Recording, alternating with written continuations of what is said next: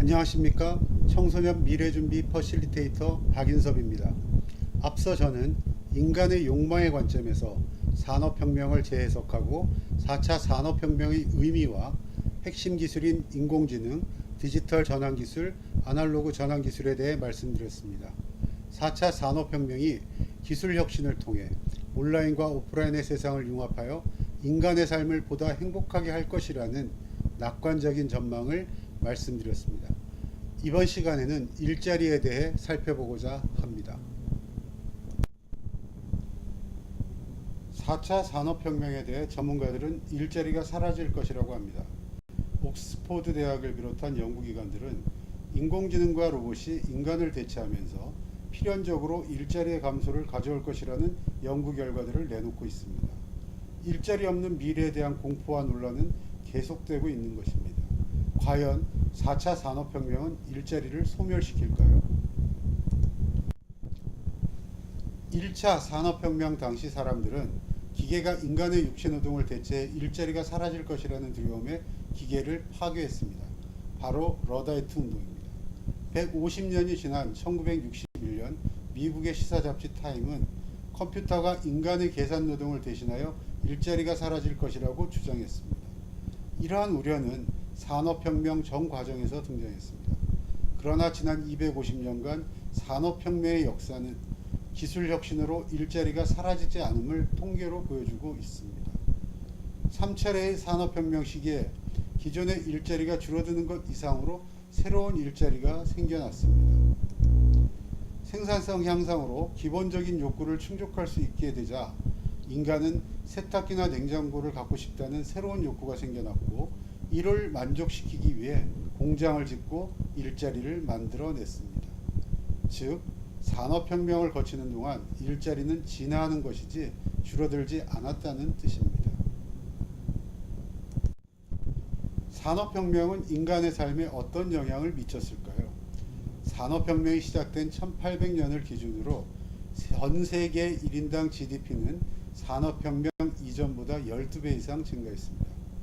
산업혁명이 진행되는 기간 중에도 1인당 GDP는 계속 성장하였는데요. 빈부격차는 오히려 줄어들었고, 노동시간도 이태리의 경우에서 보듯이 1950년대 2500시간에서 2010년에 오면 1800시간대로 감소하였습니다. 일자리는 줄지 않았고 사람들의 소득은 늘었으며 빈부의 격차도 이전 세기에 비한다면 많이 완화되었고 노동시간은 대폭 줄었습니다. 이것은 무엇을 의미합니까? 산업혁명은 인간의 삶을 보다 바람직한 방향으로 이끌어왔다고 보아도 되지 않을까요?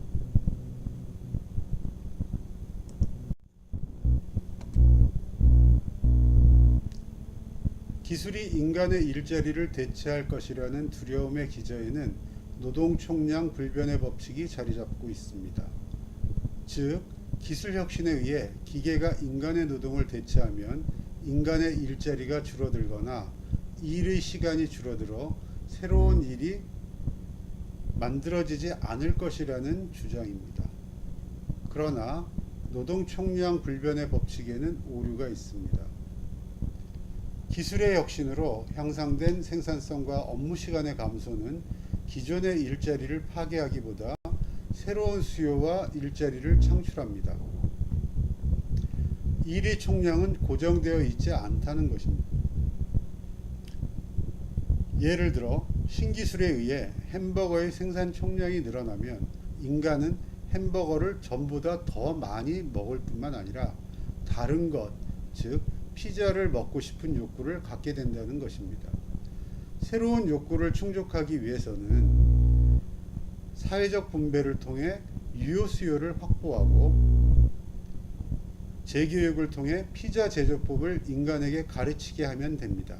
그럴 경우 인간은 햄버거와 피자 모두를 전보다 더 많이 먹을 수 있게 됩니다. 사회 전체의 파이도 증가하는 것입니다.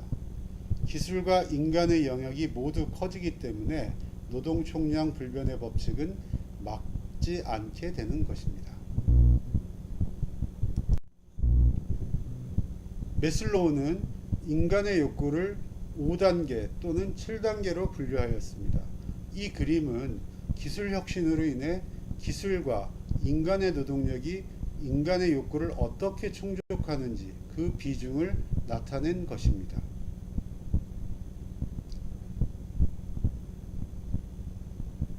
기술의 혁신과 더불어 사회 전체의 파이가 점점 커지고 있는 것과 함께 인간의 욕구의 수준도 생리적 욕구로부터 안정의 욕구로, 사회 기속 연결의 욕구로, 자기 표현, 자기 실현의 욕구로 옮아가고 있습니다.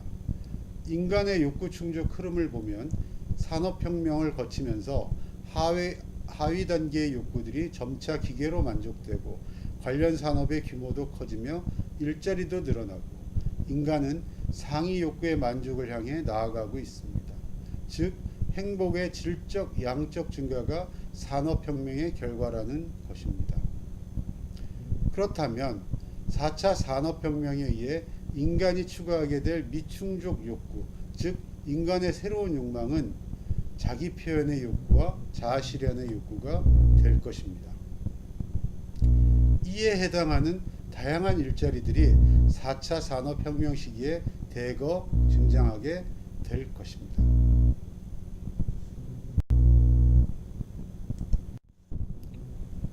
산업혁명이 진행되는 동안 일자리가 사라질 것이라는 두려움은 늘 있었습니다. 그러나 역사적으로 대공황 시기를 제외한다면 일자리가 줄어든 시기는 없었습니다.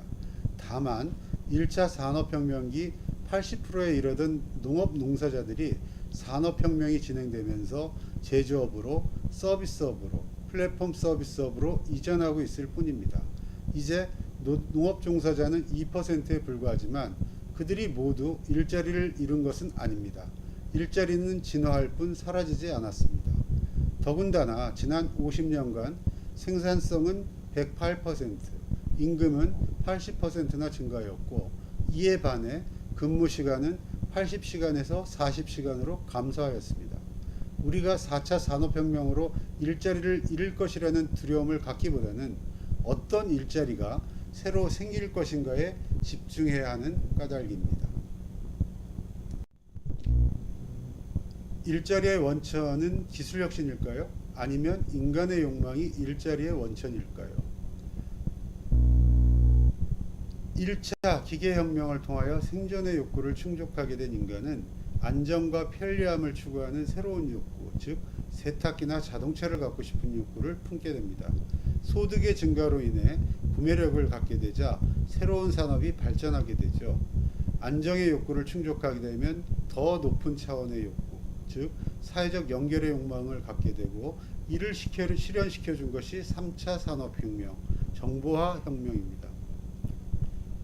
이제 인간은 자기 표현과 자아 실현을 욕망을 갖게 되고 이는 4차 지능혁명을 통해 실현될 수 있습니다. 인간의 욕구가 구매력을 갖게 되고 유효 수요로 변환되면 기술 혁신을 견인하게 됩니다. 기술 혁신은 또 다른 산업을 발전시키고 이를 통해 인간의 욕구는 충족되는 것입니다. 인간의 욕망과 기술 혁명은 유효 수요를 중심으로 순환하게 되고 인간의 삶은 더 나은 방향으로 나아가게 됩니다. 인간의 욕망이 일자리의 원천이고 유효 수요가 일자리 창출의 동력입니다. 로봇 공학자 한스 모라벡은 로봇에게 쉬운 일은 인간에게 어렵고 로봇에게 어려운 문제는 인간에게 쉽다고 했습니다. 효율이 요구되는 반복되는 일은 로봇이나 인공지능에게 알맞고 창조적인 일, 혁신적인 일, 반복되지 않은 일은 인간에게 알맞다는 것입니다. 그러므로 인간과 인공지능이 서로 잘하는 일에 집중하고 집단 융합지능으로 연결된다면 인간과 로봇이 공존하는 더 나은 세계로 나아갈 수 있습니다. 반복되는 노동은 인공지능과 로봇에게 맡기고 그들보다 잘하는 일, 즉 창조적이고 혁신적인 일, 재미있는 일에 매진해야 한다는 것입니다. 한마디로 요약하자면 의미 있는 일에 도전하고 재미있게 일하는 것이 4차 산업혁명 시대 인간의 일이 될 것입니다.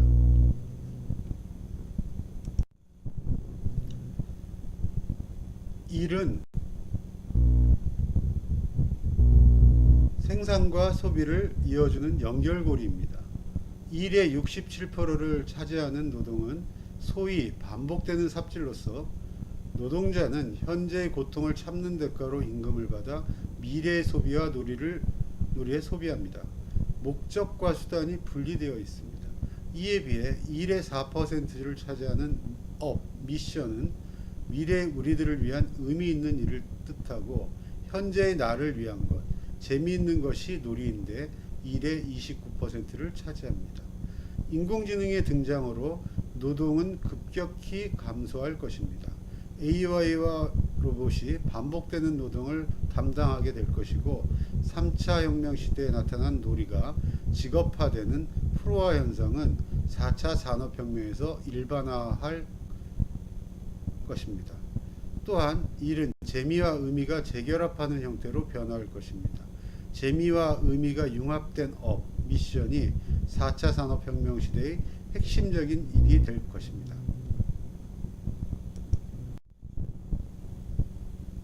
그러므로 4차 산업혁명 시대에는 육체적, 정신적 반복 노동은 로봇과 인공지능이 담당하고 인간은 의미를 추구하는 일과 재미를 추구하는 영역에서 일자리를 창출할 것입니다. 즉, 의미 있는 목표에 재미있게 도전하는 인간이 4차 산업혁명 시대의 인재상이라 할 수 있습니다. 이를 베르그송의 의미를 추구하는 인간 호모 파베르, 하이징화의 재미를 추구하는 인간 호모 루덴스의 조합으로 카이스트 이민하 교수는 호모 파덴스라 명명했습니다. 일자리의 원천은 신기술과 인간의 잠재된 욕망이라고 볼 수 있습니다. 3차 산업혁명 시기까지는 공급 측면의 신기술이 직접적인 일자리의 원천이었습니다. 풍요의 시대인 4차 산업혁명 시대에는 수요 측면에서 인간의 욕망이 일자리의 원천이 될 것입니다. 자기 표현, 자아 실현의 욕구가 곧 일자리를 만들게 될 것입니다. 예를 들어 보겠습니다. 자기가 원하는 것을 직접 만들어 쓰는 프로슈머, 크리슈머가 등장했습니다. 이들은 자신이 만든 제품을 스스로 사용할 뿐만 아니라 예술품을 거래하듯이 시장에서 거래하기도 합니다. 개인 수공업자들을 위한 미국의 온라인 장터 플랫폼인 에스시나 국내의 플랫폼 아이디어스는 프로슈머 시장의 대표적 예입니다. 개인화된 소비자들이 직접 놀이와 이익이 합쳐지는 구조의 일자리를 만들고 있으며 이들의 생산 활동은 자기 표현인 동시에 자아 실현의 형태로 진화하고 있습니다. 최근 유튜브 채널을 통해 나타난 MCN 멀티 채널 네트워크도 새로운 직업군입니다. 폭넓은 의미의 창작하는 사람들은 크리에이터라고 부르고 있는데 유튜브 크리에이터, 게임 크리에이터, 뷰티 크리에이터 등 다양한 분야에서 활동하고 있습니다. 이러한 예들은 자기 표현의 욕구를 일로서 발현시켰다는 공통점이 있고 4차 산업혁명 시대 일자리의 진화 방향에 대해 중요한 힌트를 주고 있습니다. 미래 사회의 최종적인 일자리는 자신이 가장 좋아하는 일을 통하여 사회에 기여하고 본인이 보상을 받는 자아 실현을 위한 기업가적 창업일 것입니다. 페이스북 창업자 마크 주커버그는 창업에 대해 본인이 하고 있는 일을 믿고 그 일이 중요하고 세상에 도움이 되어야 한다고 했습니다. 위워크의 공동 창업자인 미구엘 맥케비와 아담 노이만은 생계가 아닌 삶을 위해 일하는 세상을 만들고 싶다고 창업 동기를 밝히고 있습니다.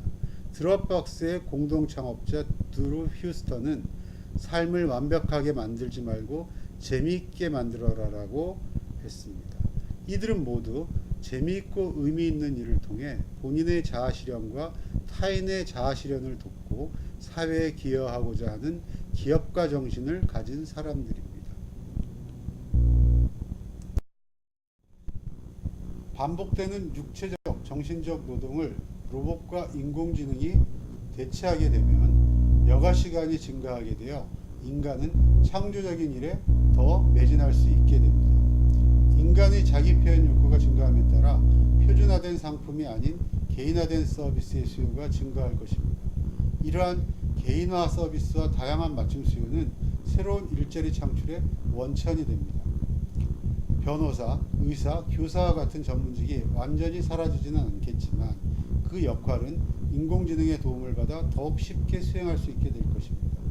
지금보다 적은 교육으로도 서비스가 가능한 새로운 전문가 계층이 나타날 수도 있습니다. 미래의 일자리는 다양화, 지능화, 개인화 된다는 특징을 가지게 될 것입니다. 초연결 사회에서의 일자리는 공룡꼬리에 있습니다. 대량 생산, 대량 소비 사회에서 파레토의 80대 20 법칙이 적용되었다면 초연결 사회, 4차 산업혁명 시대는 사람마다 각자의 욕구를 표출하는 개인화, 다양화로 인해 롱테일의 법칙이 적용됩니다. 앞으로의 일자리는 the others, 즉 지금은 모르는 기타 직업이 될 것입니다. 단순 노동, 정보 수집과 계산에 종사하는 사람들은 줄어들고 개인화된 욕구를 충족시켜줄 수 있는 체험, 감정과 행복 산업의 일자리가 생겨날 것입니다. 구체적으로 어떤 직업이 유망할 것이다라고 이야기할 수는 없지만 일자리를 위해 어떻게 준비해야 하는지에 대해서는 힌트를 얻을 수 있습니다. 롱테일의 법칙은 일자리와 관련하여 우리에게 몇 가지 중요한 시사점을 주고 있습니다. 즉, 단순 반복 노동은 인공지능으로 대체되거나 일자리가 축소될 것이다. 인간의 욕구가 사람마다 다르므로 일자리도 다양화될 것이다. 의미 있는 일을 찾아 재미있게 도전하여야 한다. 자신만의 전문 분야가 있어야 한다. 기술 진화와 사회 변화에 대한 통찰력을 가지고 평생 학습을 통해 자기 개발을 하여야만 적응할 수 있다. 이러한 이야기들을 하고 있습니다.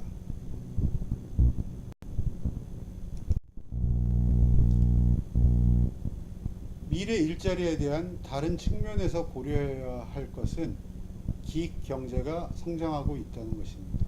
기획은 1920년 미국 재즈 공연장 주변에서 연주자를 그때그때 섭외해 단기 공연 계약을 맺어 공연했던 기획에서 차용한 용어입니다. 산업 현장에서 필요에 따라 관련 있는 사람과 임시로 계약을 맺고 일을 맡기는 경제 형태를 뜻합니다. 초연결 사회에서는 다양한 전문가들이 특정 목적에 따라 단기 협업 체제를 쉽게 돌입할 수 있게 합니다.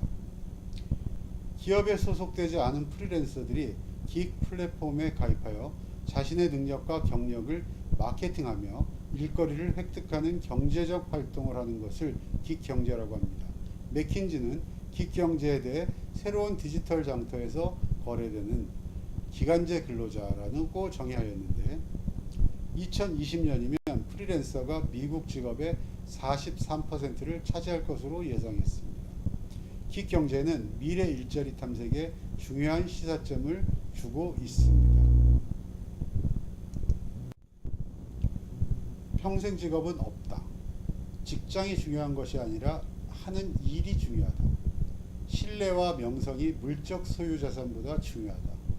잘하는 분야, 좋아하는 분야에 집중하면 된다. 자기 분야의 전문가가 되어야 한다. 전문 분야 공부는 일찍 시작할수록 좋다. 디지털로 기록을 남겨야 한다. 사회적 연결망, SNS를 활용하여야 한다. 이렇게 열거한 것들을 보면 우리 청소년들이 어떻게 미래 준비를 하여야 할 것인지를 알려주고 있는 것 같습니다.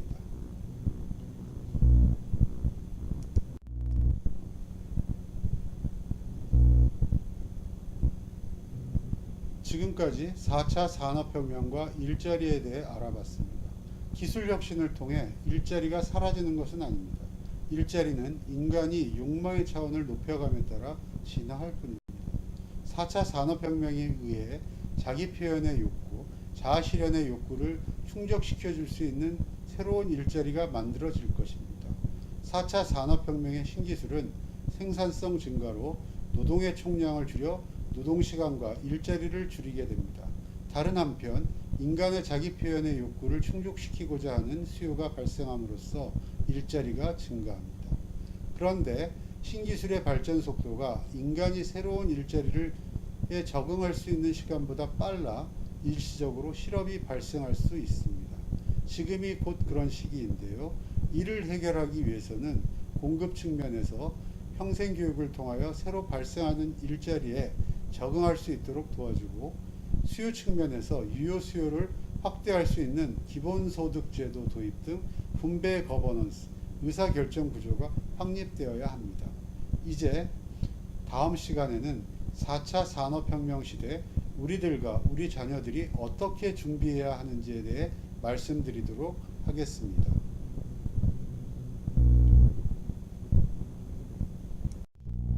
감사합니다. 청소년 미래준비 퍼실리테이터 박인섭이었습니다.